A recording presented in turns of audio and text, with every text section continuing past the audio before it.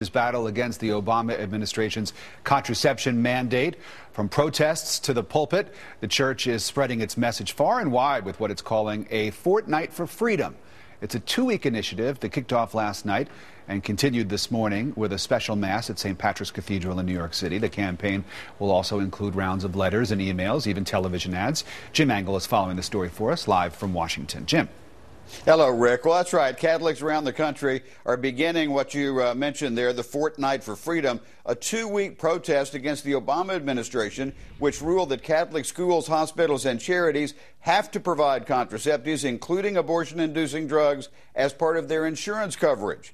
Now, the Catholics argue that violates their First Amendment rights protecting freedom of religion. And in New York this morning, Cardinal Dolan gave thanks to God for religious liberties guaranteed by the Constitution. We'd never take that liberty for granted, and that we'd have the courage to stand up and defend it. So there's sort of a twofold priority here: gratitude to God for religious freedom, and making sure that we're strong in keeping it strong.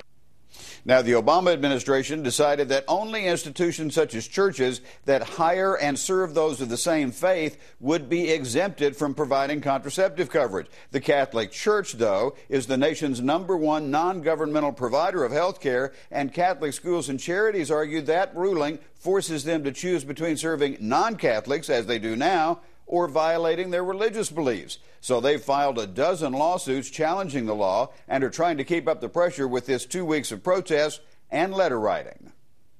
The church is asking not for people to take to the streets and get arrested, but the church is calling for Catholics to say this is an unjust law and we can't follow it. The administration sought to turn this into a fight over contraception, which Catholics firmly deny. They note contraceptives are widely available at little or no cost and say they're not trying to change that. They just don't want to be forced to provide contraceptives themselves at the direction of the government. Rick? Thank you, Jim. Jim Angle.